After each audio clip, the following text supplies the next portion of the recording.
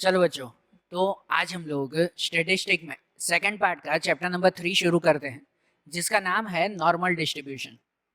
Normal distribution हमने इससे पहले जो 2 चैप्टर देखे थे ना, स्टेटिस्टिक के सेकंड पार्ट के फर्स्ट और सेकंड चैप्टर देखा था हमने प्रोबेबिलिटी का, कि जिसमें पहले चैप्टर में हमने देखा था कि जब नॉर्मल प्रोबेबिलिटी कैसे फाइंड करते हैं, वो जब रॉ डेटा दिया हुआ हो स्टेटिस्टिक का, मतलब कि भाई नॉर्मल नंबर्स दिए गए हो तो फिर प्रोबेबिलिटी कैसे ढूंढते हैं, वो हमने फर्स्ट चैप्टर में देखा था। सेकेंड चैप्टर में हमने देखा था कि जब डिस्क्रीट डेटा दिया हुआ हो, डिस्क्रीट डेटा मीन्स कि जब ऑब्जर्वेशन के साथ फ्रीक्वेंसी भी दी गई हो, तो प्रोबेबिलिटी कैसे ढूंढते हैं, वो सेकेंड चैप्टर में देखा था। और अब जो थर्ड चैप्टर है ना, नॉर्मल डिस्ट्रीब्यूशन, वो नॉर्मल डिस्ट्रीब्यूशन उसके ऊपर है कि जब कोई आपको पर्टिकुलर गैप दिया हुआ हो, पर्टिकुलर डिस्टेंस दिया हुआ हो, और उस डिस्टेंस, उस गैप की अगर प्रोबेबिलिटी हमें ढूंढनी हो तो उसे नॉर्मल डिस्ट्रीब्यूशन के थ्रू फाइंड करते हैं। हम लोग स्टेटिस्टिक में उसे कहते हैं ना कि जब जो है वो कंटिन्यूस डेटा दिया गया हो। कंटिन्यूस डेटा मतलब जैसे कि 0 to 10, 10 to 20, 20 to 30, ऐसे डेटा जब दिए गए हो, ये कंटिन्यूस डेटा कहलाते हैं। तो इनके बीच के ऑब्जर्वेशंस की या इनके बीच की अगर हमें प्रोबेबिलिटी फाइंड करनी हो तो वो नॉर्मल डिस्ट्रीब्यूशन के थ्रू फाइंड करते हैं, बराबर ना। और देखो, एक चीज अब ध्यान देना कि इस चैप्टर में थियरी और याद करने लायक बहुत सारे पॉइंट्स हैं। अब पहले अगर मैं पूरी थियरी एक साथ बता दूंगा तो वो माइंड में पूरी बैठेगी नहीं, क्योंकि मैंने पूरी थियरी पहले एक साथ बता दी, फिर सम शुरू करूंगा तो इतने में थियरी भूल जाओ, ऐसे है। तो इससे अच्छा मैं डायरेक्ट सम शुरू कर रहा हूँ, और उस सम में जो जो पॉइंट्स आते जाएंगे ना, मैं आपको नोट करवाता जाऊंगा कि देखो ये पॉइंट्स याद रखना। तो सम भी क्लियर होते जाएंगे और उसके साथ साथ हमारी वो थियरी भी क्लियर होती जाएगी। तो सबसे पहले तो नॉर्मल डिस्ट्रीब्यूशन मीन्स क्या, वो क्लियर हुआ ना, कि जब हमें कोई कंटिन्यूस डेटा, मतलब कि अगर कोई पर्टिकुलर गैप दिया गया हो और उस गैप में जो है वो हमें प्रोबेबिलिटी ढूंढनी हो, बराबर। कि जैसे अगर आपके स्कूल में, आपके क्लास में एग्जाम हो रही है 50 मार्क्स की, तो उस 50 मार्क्स के एग्जाम में 20 to 30 मार्क्स लाने वाले स्टूडेंट्स की प्रोबेबिलिटी ढूंढो, बराबर ना। Probability of marks between 20 to 30, तो 20 to 30 मार्क्स वाले कितने स्टूडेंट है, अगर उसकी प्रोबेबिलिटी फाइंड करनी हो ना, तो उसके लिए ये नॉर्मल डिस्ट्रीब्यूशन फाइंड होता है, बराबर। अब उसमें सबसे पहले बेसिक चीज समझो कि इसमें कंटिन्यूस डेटा में जब हमें इनकी प्रोबेबिलिटी फाइंड करनी होती है, ऐसे गैप की प्रोबेबिलिटी, तो ये जो नंबर्स कहलाते हैं ना, ये नंबर्स वेरिएबल्स कहलाते हैं। क्या कहलाते हैं? वेरिएबल कहलाते हैं इसे, कि जिन वेरिएबल को हम लोग जो है वो नॉर्मल वेरिएबल्स कहते हैं, ये नॉर्मल वेरिएबल्स कहलाते हैं। जो नॉर्मल वेरिएबल एक्स कहलाया, नॉर्मल वेरिएबल क्या कहते हैं? एक्स। मतलब सपोज अगर 20 to 30 के बीच में हमें फाइंड करना है, तो वो 20 to 30 ये नॉर्मल वेरिएबल्स कहलाए हमारे एक्स, बराबर। हर सम में जब हमें इनकी प्रोबेबिलिटी फाइंड करनी हो, तो नॉर्मल वेरिएबल को हमें सबसे पहले कन्वर्ट करना होता है स्टैंडर्ड नॉर्मल वेरिएबल में, या तो कहो standard variable, standard normal variable या स्टैंडर्ड वेरिएबल, जो भी कहो, कि हमें सबसे पहले उसे स्टैंडर्ड नॉर्मल वेरिएबल में कन्वर्ट करना है हर क्वेश्चन को, बराबर। हर क्वेश्चन का सबसे पहला ये काम कि आपको नॉर्मल वेरिएबल दिए गए होंगे, उसे सबसे पहले कन्वर्ट करना है स्टैंडर्ड नॉर्मल वेरिएबल z में। और इसमें अगर हमें कन्वर्ट करना है ना, तो इसमें कन्वर्ट करने के लिए हमेशा यहाँ पर नॉर्मल डिस्ट्रीब्यूशन के 2 हेल्पर्स कहलाते हैं, वो 2 हेल्पर हमें इसमें हेल्प करेंगे। हर सम में ये 2 हेल्पर तो होंगे ही, उनके थ्रू ही हमारा सम आगे चलेगा। ऐसे समझो कि नॉर्मल डिस्ट्रीब्यूशन के 2 हेल्पर्स कहलाते हैं। वो हेल्पर हैं एक मीन कहलाता है, मीन, जिसे हम लोग सिंबल देते हैं ये म्यू, म्यू का सिंबल देते हैं, बराबर। यू जैसा आता है लेकिन म्यू कहते हैं उसे, उसे मीन कहेंगे। मीन, एवरेज, पहले हम लोग एक्स बार कहते थे वो।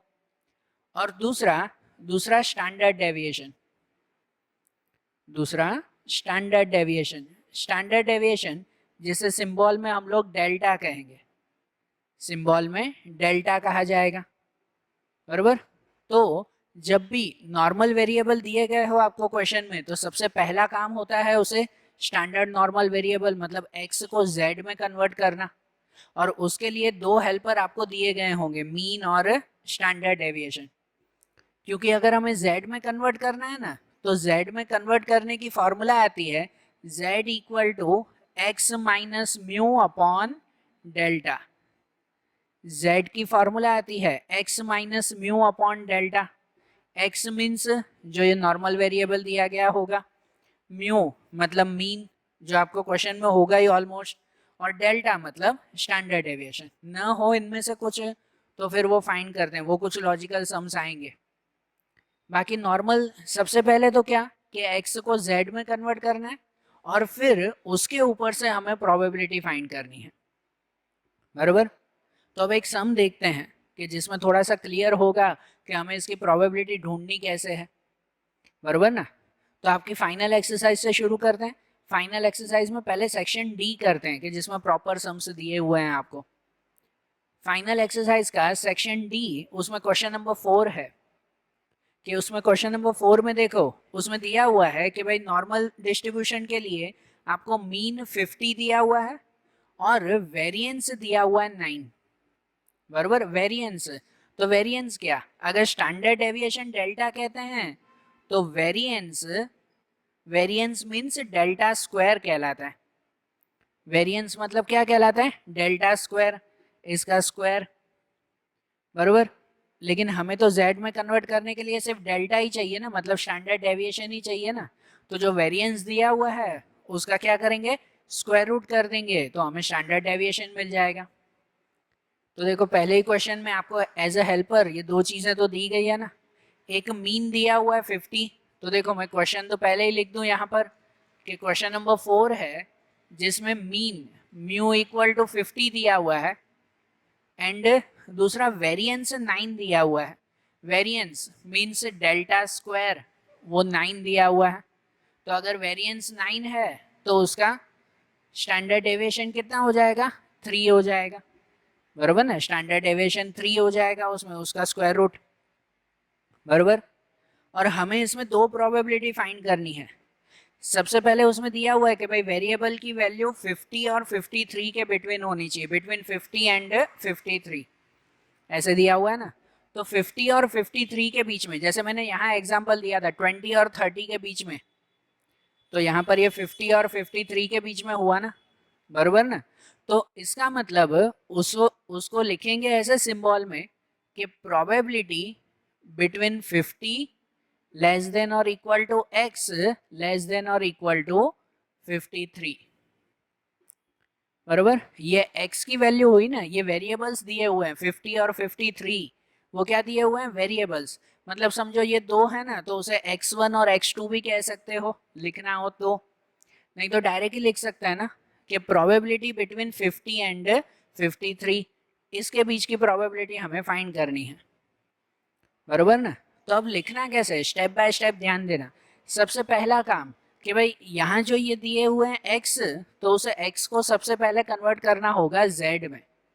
सबसे पहला काम x को क्या कन्वर्ट करना होगा, z में। जो नॉर्मल वेरिएबल्स हैं उसे स्टैंडर्ड नॉर्मल वेरिएबल z में कन्वर्ट करें, और z की फॉर्मूला क्या, x minus mu upon delta. तो ये म्यू और डेल्टा भी हमारे पास है, x भी हमारे पास है, तो उसे कन्वर्ट करें ना। अब कन्वर्ट करने के लिए कोई कोई अलग अलग कन्वर्ट करते हैं, पहले इसको और इसको। मैं कंटिन्यू स्टेप्स में ही कन्वर्ट कर रहा हूँ कि हमें उसे z में ही अगर कन्वर्ट करना है तो उसको मैं ऐसे लिख दूँ, प्रोबेबिलिटी ऑफ, यहाँ पे ये x को z में कन्वर्ट करना हो तो फॉर्मूला ये ना z की x minus mu upon delta, तो वही फॉर्मूला मैं यहीं पे ही रखूँ कि x पे 50 माइनस म्यू, तो म्यू पे भी 50 अपॉन डेल्टा, तो अपॉन डेल्टा पे 3, ये हो गया ना। उसको z में कन्वर्ट करने के लिए z की फॉर्मूला ही रखी ना सीधी, लेस देन और इक्वल टू, अब x नहीं, अब क्या लिखेंगे, z लिखेंगे, बराबर। अब z एंड लेस देन और इक्वल टू, अब इसे भी कन्वर्ट करें, तो इसे भी कन्वर्ट करने के लिए वही फॉर्मूला कि भाई x minus mu upon delta, तो x पे ये 53 माइनस म्यू, म्यू पे 50 अपॉन डेल्टा, तो डेल्टा पे 3, बराबर। ये x को हमने z में कन्वर्ट किया। अब इसका आंसर लिखते हैं ना कि प्रोबेबिलिटी ऑफ यहाँ पे 50 माइनस 50 0, 0 डिवाइड बाय 3 तो 0 हो जाएगा। 0 लेस देन और equal to z less than और इक्वल टू यहाँ पर 53 माइनस 50 तो 3, 3 डिवाइड बाय 3 तो 1। तो ये था हमारा x में 50 और 53 के बीच में, ये नॉर्मल वेरिएबल्स दिए गए थे और उसे हमने स्टैंडर्ड वेरिएबल में कन्वर्ट किया z में, जो आया 0 टू 1 के बीच में। बराबर ना, ये 0 टू 1 के बीच में आया स्टैंडर्ड वेरिएबल। अब ये जो स्टैंडर्ड वेरिएबल में कन्वर्ट हो गया ना, तो अब तीसरा स्टेप ये करते हैं उसमें कि यहाँ पर अब स्टैंडर्ड कर्व बनाते हैं। क्या बनाते हैं? Standard curve. कर्व मीन्स कि एक बेल शेप ड्राइंग आती है जो इसके ऊपर से बनेगी। एक्स की वैल्यू जेड में कन्वर्ट हुई, अब इसके ऊपर से ड्राइंग बनेगी जिसके ऊपर से हमें फिर प्रोबेबिलिटी फाइंड होगी। बराबर। अब देखो इसके ऊपर से ड्राइंग ऐसे बनती है कि स्टैंडर्ड कर्व उसे कहते हैं, ये स्टैंडर्ड कर्व में एक बेल शेप ड्राइंग बनती है, उसे स्टैंडर्ड कर्व कहते हैं क्योंकि z पर से हम लोग वैल्यू बना रहे हैं। वो अगर x पर से यही ड्राइंग बनती ना तो उसे नॉर्मल कर्व कहते हैं। क्या कहते हैं उसे? Normal curve. अगर x पर से वैल्यू बनाते तो, लेकिन हमने x को z में कन्वर्ट किया, अब z पर से ग्राफ बना रहे हैं तो ये स्टैंडर्ड कर्व कहलाता है। तो अब इसके कुछ पॉइंट्स ध्यान रखो, अभी नॉर्मल पॉइंट्स बता रहा हूँ, आगे सम्स आएंगे तो भी बताता जाऊंगा। इनमें स्टैंडर्ड कर्व में बिल्कुल बीच में एक लाइन पास होती है कि जहां पर ये वैल्यू कहलाती है 0, बिल्कुल बीच में 0। इस साइड आते हैं प्लस में नंबर 1 2 3 4 5 6 इनफाइनेट तक, यहाँ लिखते हैं प्लस इनफाइनेट। ये लाइन है ना, इसको टच नहीं होती, इसको ऊपर तक लाइन होती है, ये आखिरी लाइन नीचे की लाइन को टच नहीं होती क्योंकि इनफाइनेट ये नंबर्स जाते हैं जिसकी कोई लिमिट नहीं हो।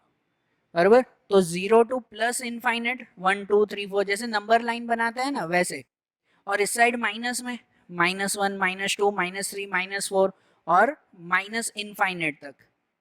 यहाँ पर माइनस इनफाइनेट लिखते हैं कि ये माइनस इनफाइनेट तक आया। बराबर। और इसमें इनके अकॉर्डिंग हम लोग लाइंस बनाएंगे कि हमें यहाँ पर प्रोबेबिलिटी ढूंढनी है बिटवीन 0 एंड 1। 0 एंड 1 तो 0 की लाइन तो यही हुई, और दूसरा 1 +1 है तो +1 की लाइन किस साइड आएगी? प्लस साइड ना, ये राइट साइड मतलब प्लस साइड, लेफ्ट साइड मतलब माइनस वाली साइड। तो ये +1 तो 0 के बाद अंदाज ऐसे लगाते हैं ये +1। बराबर। वैसे तो इनफाइनेट जाता है 1 2 3 4 5 6 7 8, लेकिन हम अंदाजे से लगाएंगे क्या भाई 0 और 1, और हमें प्रोबेबिलिटी ढूंढनी है 0 और 1 के बीच में। तो जितने एरिया की हमें प्रोबेबिलिटी ढूंढनी है ना, तो उतने एरिया को हम लोग शेड कर देते हैं। बराबर। ये शेड कर दिया जाता है कि हाँ भाई इतने की हमें प्रोबेबिलिटी ढूंढनी है। किसकी प्रोबेबिलिटी ढूंढनी है? Between 0 and 1। और ये प्रोबेबिलिटी हमें किस में मिलेगी? 0 और 1 की ये प्रोबेबिलिटी हमें किस में मिलेगी? तो ये मिलेगी हमें according to standard distribution table. Standard distribution table. According to standard distribution table, जब भी हमें इसका एरिया फाइंड करना हो ना भाई, 0 टू 1 के बीच का एरिया या कहो प्रोबेबिलिटी हमें फाइंड करनी है, तो वो प्रोबेबिलिटी मिलती है according to standard distribution table. तो स्टैंडर्ड डिस्ट्रीब्यूशन टेबल क्या है? तो वो टेबल आपकी टेक्स्ट बुक साथ में रखो, उसमें कि आपकी टेक्स्ट बुक का लास्ट पेज देखो, लास्ट पेज पे एक पूरी की पूरी टेबल दी गई है आपको, दी हुई है ना एक लास्ट पेज पे टेबल, कि जिसमें जो है वो स्टैंडर्ड नॉर्मल कर्व लिखा हुआ है। स्टैंडर्ड नॉर्मल कर्व की ये पूरी की पूरी टेबल दी गई है, या उसे स्टैंडर्ड डिस्ट्रीब्यूशन टेबल भी कहते हैं, स्टैंडर्ड टेबल भी कहते हैं उसे। बराबर। तो हमें जो इसका एरिया ढूंढना है या प्रोबेबिलिटी ढूंढनी है 0 टू 1 के बीच में, तो वो प्रोबेबिलिटी हमें उसमें मिलेगी। आपको जो है पूरा टेबल दिया हुआ है ना, याद हो आपको, तो पहले के टाइम में आपको लॉग टेबल आता था, उस लॉग टेबल की जैसे वैल्यू टेबल में से ढूंढते थे, वैसे ही अगर हमें इसका एरिया ढूंढना है तो ये एरिया की वैल्यू भी इस टेबल में से हमें ढूंढनी है। और चिंता मत करो, पूरी टेबल याद नहीं करनी है आप लोगों को, ये टेबल आपको एग्जाम में दी जाएगी, बराबर, साथ में आपको मिलेगी ये टेबल, इस टेबल पर से वैल्यू फाइंड करके आपको लिखना है, ठीक है। तो अब टेबल से वैल्यू कैसे फाइंड करें वो आप थोड़ा सा समझे हम लोग। आपकी टेबल में अगर देखो तो उस टेबल में कुछ ऐसे आंसर नंबर दिए हुए हैं कि यहाँ z दिया हुआ है, यहाँ पे 0.1, 0.2, 0.3, 0.4, 5, 6, 7, 8, 9, फिर 1.0, 1.1, 1.2, 1.3, फिर 2.0, 2.1, ऐसे नंबर्स दिए हुए हैं ना नीचे तक, बरोबर ना। z में यहाँ पर ऐसे नंबर दिए हुए हैं और यहाँ पे कुछ नंबर हैं 0.00, 0.01, 02, 03, ऐसे नंबर दिए हुए 9 तक, बराबर। अब मैं पूरी टेबल तो ड्रॉ नहीं कर रहा हूँ, जस्ट बता रहा हूँ कि उसे फाइंड कैसे करना है। अब जैसे हमें इसमें वैल्यू ढूंढनी है 0 to 1 की, मैं यहाँ पे अगर प्रोबेबिलिटी लिखूँ तो प्रोबेबिलिटी 0, z 1, 0 to 1 की हमें प्रोबेबिलिटी फाइंड करनी है। तो इसका मतलब ऐसा कहते हैं कि यहाँ पे जो भी नंबर शुरू होते हैं ना z में जो भी नंबर शुरू होते हैं वो 0 से ही शुरू होते हैं, क्योंकि बिल्कुल बीच में लाइन आती है 0। अब 0 से 1 तक की प्रोबेबिलिटी ढूंढनी है, मतलब हमें खाली 1 का आंसर इसमें ढूंढना है, 0 का आंसर तो कुछ भी नहीं, हमें किसका आंसर ढूंढना होता है 1 का। तो 1 का आंसर इसमें कैसे मिलता है, तो 1 का आंसर z में यहाँ से मिलेगा। 1 दिया हुआ है तो 0.1 मत लिखना, 0.1 अलग नंबर हुआ, ये सिर्फ 1 है, मतलब उसे देखेंगे 1.0। क्या देखेंगे हम लोग 1.0। तो 1.0 और 1.0 में पॉइंट के बाद कुछ नंबर है, पॉइंट के बाद कुछ भी नंबर नहीं, मतलब 1.0 में पहला नंबर देखेंगे। आपकी टेबल में आप देखो यहाँ पर कुछ पहला नंबर दिया हुआ होगा, जो पहला नंबर है कुछ 0.3413, बराबर, ऐसा कुछ नंबर है ना, हाँ 0.3413 ये नंबर है, मतलब 1 की वैल्यू कितनी हुई 0.3413। कोई भी नंबर देखना हो ना इस टेबल में, कोई भी नंबर हमें फाइंड करना हो तो पॉइंट के बाद पहला डिजिट वो यहाँ देखते हैं, पॉइंट के बाद दूसरा डिजिट वो यहाँ ऊपर देखते हैं। जैसे कुछ एग्जाम्पल देखते हैं बीच में, ये सम फिर कंटिन्यू करते हैं, बीच में कुछ एग्जाम्पल देखते हैं कि जैसे चलो अगर हमें वैल्यू ढूंढनी है 0.2 की, सिर्फ 0.2, तो 0.2 की वैल्यू, तो 0.2 यहाँ पर है कि नहीं, यहाँ पर 0.2, और 0.2 उसके बाद कुछ नंबर है नहीं है ना, तो 0.2 के बाद वाला नंबर मतलब यहाँ पे जो वैल्यू होगी 0.2 और 0 के बीच में, तो वही 0.2 की पहली वैल्यू जो है कुछ 0.793, बराबर ना, मैं टेबल में से बता रहा हूँ 0.793, तो वो वैल्यू हुई 0.2 की।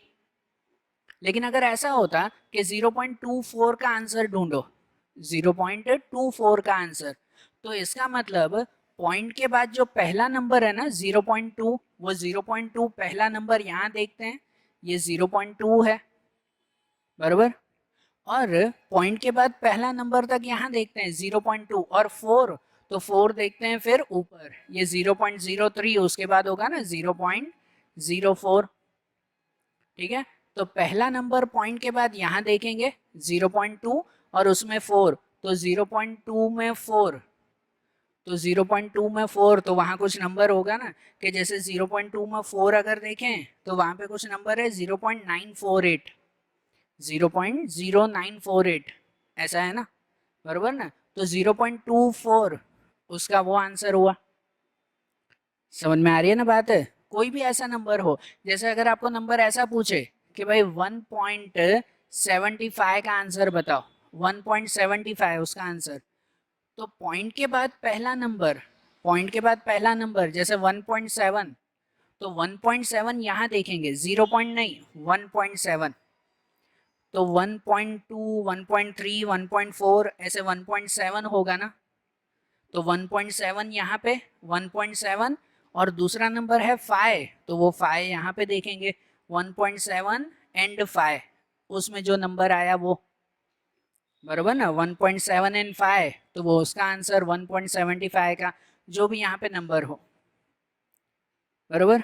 प्रोबेबिलिटी का आंसर इसमें ढूंढते हैं वो क्या कह सकते हैं इस टेबल के अकॉर्डिंग? जैसे अगर आपको ऐसे नंबर पूछे कि 0.36 का आंसर ढूंढो, 0.36 का आंसर, तो 0.3, तो 0.3 उसे यहाँ लिखेंगे, ये 0.3 है, 0.3 और पीछे 6 है, तो 0.3 में 6, तो 0.3 में 6 वाला नंबर पे जो हो, ठीक है ना।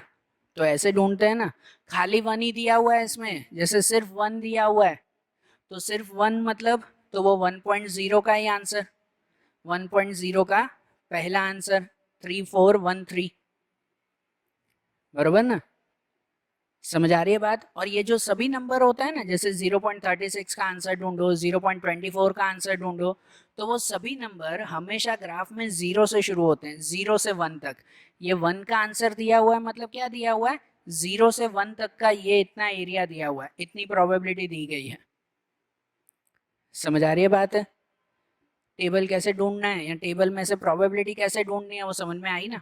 अब वो सम कंटिन्यू करें, तो अब यहाँ पे लिख सकते हैं कि प्रोबेबिलिटी ऑफ 0 to 1, 0 to 1, तो 0 to 1 की प्रोबेबिलिटी क्या आ गई, तो वो आ गई 0.3413, ये प्रोबेबिलिटी मिल गई ना, बरोबर ना। ये एरिया मिला या प्रोबेबिलिटी मिली, जो भी कहो उसे, 0.3413, मतलब जो हमारा ओरिजिनल क्वेश्चन था ना, ओरिजिनल क्वेश्चन क्या था कि 50 और 53 के बीच की प्रोबेबिलिटी ढूंढनी है, तो ये प्रोबेबिलिटी हमें मिल गई कि प्रोबेबिलिटी बिटवीन 50 एंड 53, अब z नहीं, सॉरी, अब यहाँ पर x लिखेंगे, बरोबर। वो तो z यहाँ पे लिखते हैं कि वो स्टैंडर्ड वेरिएबल कहलाया, हम तो ये नॉर्मल वेरिएबल का भी आंसर 50 to 53, तो उसका आंसर कितना मिला, 0.3413, ये हमारा फाइनल आंसर, बरोबर। देखो पहला सम था तो मैंने डिटेल में बताया, हर एक थियरी वाइज बताया, बाकी अब अगर मैं शॉर्ट में समझाऊँ ना, तो ये सम एकदम सिंपल हुआ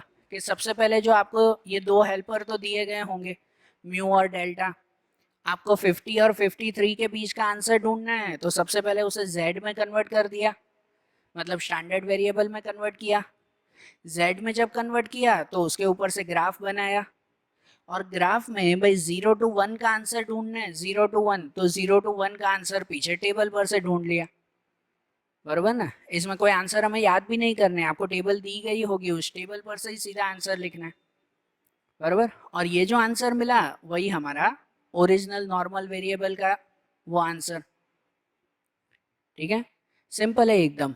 अब यही फोर्थ वाले में ही, क्वेश्चन 4 में ही सेकंड भी है कि जिसमें दिया हुआ है कि वेरिएबल बिटवीन 47 एंड 53, 47 और 53 के बीच का आंसर ढूंढना है, बरोबर। तो अब वैसे ही ढूंढे ना, जैसे ये ढूंढा वैसे इसको भी ढूंढे, ये रफ करके। अब जैसे क्वेश्चन 4 में सेकंड वाला दिया हुआ है कि उसमें हमें फाइंड करना है कि वेरिएबल बिटवीन 47 एंड 53, उसकी हमें प्रोबेबिलिटी ढूंढनी है, कि जिसमें देखो मीन और स्टैंडर्ड डेविएशन तो वही रहेगा ना, 50 और 3, हमें 47 और 53 के बीच में ढूंढना है। तो इसका मतलब, अब ध्यान देना कि अब स्पीड में बता रहा हूँ कैसे स्टेप्स करने हैं, नॉर्मल वही स्टेप्स सब में करने हैं कि हमें प्रोबेबिलिटी ढूंढनी है, प्रोबेबिलिटी बिटवीन 47 x एंड 53, यहाँ पर x लिखेंगे क्योंकि आपको नॉर्मल वेरिएबल x दिया हुआ है। तो सबसे पहला स्टेप क्या, सबसे पहला स्टेप कि इसे x को हमें z में कन्वर्ट करना है, नॉर्मल वेरिएबल को स्टैंडर्ड वेरिएबल करना है। तो z में कन्वर्ट करने के लिए वो यहाँ लिखते हैं प्रोबेबिलिटी ऑफ, इसको यहीं पे ही z में कन्वर्ट कर दें कि z की formula x minus mu upon delta, तो यहाँ पर x की वैल्यू 47 माइनस म्यू, तो म्यू की वैल्यू 50 अपॉन डेल्टा, तो डेल्टा की वैल्यू 3, बराबर। लेस देन और इक्वल टू, यहाँ पर z, ये z हो जाएगा, और यहाँ पर लेस देन और इक्वल टू, ये 53 को भी हम लोग z में कन्वर्ट करेंगे, तो उसके लिए भी वही फार्मूला, x माइनस म्यू, तो x पे 53 माइनस म्यू, म्यू पे 50 अपॉन डेल्टा, तो डेल्टा पे 3, बराबर। तो इसको z में हमने कन्वर्ट किया तो आंसर लिख दें उसका कि प्रोबेबिलिटी ऑफ 47 माइनस 50, तो -3, और -3 डिवाइड बाय 3, तो -1, -1 z, और यहाँ 53 माइनस 50, तो 3, 3 डिवाइड बाय 3, तो 1, मीन्स -1 to 1 हमें प्रोबेबिलिटी ढूंढनी है -1 से 1 तक। तो वो अगर हम लोग नॉर्मल कर्व बनाएं या कहो स्टैंडर्ड नॉर्मल कर्व बनाएं हम लोग, तो उस कर्व में ये बिल्कुल बीच में 0, इस तरफ आता है प्लस इनफाइनाइट और इस तरफ आता है माइनस इनफाइनाइट। तो हमें -1 से +1 बनाना है। तो -1 किस साइड आएगा? इस तरफ आएगा। -1 इस साइड आएगा ना। तो अगर इस तरफ आ जाए तो यहाँ पे हम लोग एक लाइन बनाएंगे, ये -1 है बरोबर, और दूसरा +1, तो +1 इस तरफ आएगा, 0 से इस तरफ, +1 यहाँ पे बनाएंगे। ठीक है, देखो -1 +1 लिखना अंदाजे से है, लेकिन हाँ थोड़ा सा लॉजिक इतना रखना कि आप -1 और +1 है तो 1 का ही गैप, तो दोनों का गैप इक्वल दिखना चाहिए। हाँ, ऐसे नहीं -1 यहाँ लिखो और +1 एकदम पास में लिखो कि यहाँ 1 का डिस्टेंस इतनी दूर, यहाँ 1 का डिस्टेंस इतनी पास, ऐसे नहीं। ड्राइंग करते वक्त तो थोड़ा सा माइंड में रखना। अब -1 से 1 तक का गैप बनाना है, तो इसका मतलब ये पूरा एरिया ढूंढना है ना। इस पूरे को शेड कर दें हम लोग बरोबर। ये पूरा एरिया अगर हमें बनाना है तो इस पूरे को शेड कर दें। ठीक है ना, मतलब -1 से +1 तक का डिस्टेंस पूरा ढूंढना है हमें, पूरा एरिया ढूंढना है। तो अब जब पूरा एरिया 0 के इस साइड भी है, 0 के उस साइड भी है, तो इसका एरिया अगर हमें ढूंढना हो ना तो उसे ऐसे ढूंढते हैं, लिखते वही हैं उसमें भी कि according to standard distribution table, according to standard distribution table, उसके हिसाब से हम वो क्वेश्चन लिख देंगे कि हमें प्रोबेबिलिटी ढूंढनी है बिटवीन -1 z टू +1, -1 और +1 के बीच की प्रोबेबिलिटी। तो देखो डायरेक्ट आंसर नहीं मिलता, -1 से +1 ढूंढना है ना, तो ऐसे ढूंढते हैं, हमेशा लेफ्ट से राइट जाया करो कि पहले -1 से 0 तक का ढूंढ लेंगे, फिर 0 से 1 तक का ढूंढ लेंगे और फिर दोनों का प्लस बरोबर। -1 से +1 सीधा नहीं मिलता तो उसको दो पार्ट कर देंगे। वैसे भी बीच में अगर लाइन आ जाती हो तो उसको दो पार्ट करके ढूंढेंगे। ठीक है, कि -1 से 0 तक, फिर 0 से 1 तक। आपका लॉजिक है ना सिर्फ यहीं पे ही लगेगा, ड्राइंग बनाना और उसके ऊपर से ये ढूंढना। -1 से 0 और 0 से 1, तो यहाँ पे लिखेंगे भी कि -1 से 1 तक ढूंढना है, मीन्स प्रोबेबिलिटी ऑफ -1 z 0 और प्लस प्रोबेबिलिटी ऑफ 0 z 1। ठीक है, देखो कितने स्टूडेंट है ना इसमें साइन में कंफ्यूज होते हैं कि यार ये लेस देन की साइन लगाएं कि मोर देन की साइन लगाएं। ठीक है ना, कितनी बार ऐसे कंफ्यूज हो जाते हैं कि भाई साइन कौन सी लगाएं। तो कोई कंफ्यूजन मत रखो माइंड में, उसमें कैसे करो आप लोग, एक ही साइन याद रखो, लेस देन की, सब में लेस देन की साइन। और वो साइन अगर रखनी हो ना तो ड्राइंग वाइज, ये कर्व वाइज इतना याद रखो, हमेशा लेफ्ट टू राइट जाओ। तो जब भी लेफ्ट टू राइट जाओगे तो आपको खाली वो नंबर ही लिखने हैं, साइन और बीच में z वो तो बदलेगा ही नहीं। मतलब आपको पहले ढूंढना है -1 से 0, तो उसको लिखेंगे -1 लेस देन और equal to z less than और इक्वल टू 0, -1 से 0। और दूसरा फिर 0 से 1, तो 0 से 1 तक फिर प्लस करके लिखेंगे, प्लस दूसरा ये 0 लेस देन और equal to z less than और इक्वल टू 1, मीन 0 to 1। तो एक ही साइन रखेंगे, दूसरी साइन रखो ही मत कि कंफ्यूजन ही ना हो कि हमें क्या से क्या करना है। ठीक है, एक ही साइन रखें। तो अब -1 से 0 और 0 से 1, तो अब इसका एरिया ढूंढे ना। -1 से 0 मतलब भी हमें -1 का ही आंसर ढूंढना है, 0 का आंसर तो नहीं। -1 का किस में से, स्टैंडर्ड डिस्ट्रीब्यूशन टेबल में से ना, आपकी टेक्स्ट बुक के पीछे जो टेबल दिया हुआ है उसमें से। तो -1 का आंसर, अब आपके टेबल में माइनस वाले कुछ नंबर नहीं है तो माइनस का आंसर या प्लस का आंसर सेम ही होता है। -1 दिया हुआ है मतलब आपको 1 का ही आंसर ढूंढना है, 0 तो वैसे ही नहीं होता ना, बराबर ना। सिंपल ऐसे ही याद रखो कि आपको 1 का आंसर फाइंड करना है। तो 1 का आंसर क्या होगा, 1 का आंसर मीन्स 1.0, 0.1 नहीं, 1.0। तो आपके टेबल में देखो 1.0 का आंसर क्या है, उसका आंसर है कुछ 3413, ये आंसर है ना 3413। तो उसे माइनस में नहीं, माइनस में हो या प्लस में, देखो हमें तो डिस्टेंस ढूंढना है। आप 0 से इस तरफ का एरिया ढूंढो या 0 से इस तरफ का एरिया ढूंढो, 1 का एरिया तो उतना ही मिलेगा ना, सेम ही मिलेगा ना, बराबर ना। वो तो इस आंसर के हिसाब से हमने इस तरफ ड्रॉ किया खाली, बाकी 1 का आंसर टेबल में से तो वही -1 या +1 एक ही आंसर होता है। तो 1 का आंसर इसमें मिला 0.3413 और प्लस इसमें भी 0 to 1, तो 0 का तो कोई आंसर नहीं होता, 1, तो 1 का आंसर क्या है, तो 1 का आंसर भी उसमें 3413 रहेगा, तो प्लस उसमें भी 0.3413। सो दोनों का प्लस, अगर दोनों का प्लस कर दें तो वो आ जाएगा 0.6826। कितना आ जाएगा, 0.6826। मतलब जो हमें मेन प्रोबेबिलिटी ढूंढनी थी ना, कि प्रोबेबिलिटी बिटवीन 47 x 53, तो 47 और 53 के बीच की प्रोबेबिलिटी कितनी, तो 0.6826, ये हमारा आंसर, बराबर ना। यहाँ पर डबल हो गया था कि 1 से 0 भी और 0 से 1 भी, तो हमने दोनों का प्लस कर दिया फिर, तो टोटल प्रोबेबिलिटी इतनी। अब समझ में आ रहा है ना सब।